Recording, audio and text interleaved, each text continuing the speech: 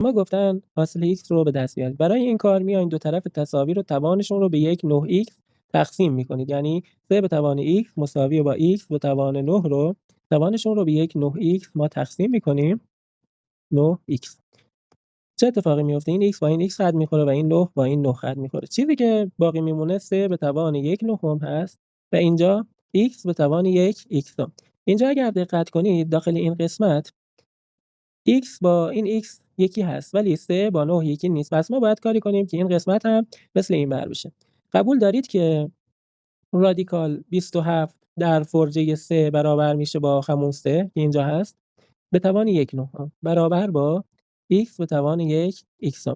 حالا میاید چیکار میکنید؟ میایم این قسمت رو به این صورت مینویسیم 27 به توان یک سوم به توان یک نهم برابر میشه با x به توان یک x. اینجا طبق قانون توانها موقعی که یه همچین اتفاقی میفته این دوتا رو میتونیم با هم ضرب کنیم. یعنی 27 به توان یک 27 برابر با x به توان یک x. الان همون اتفاقی که منتظرش بودیم افتاد. الان 27 و x پس میشه x مساوی با 27.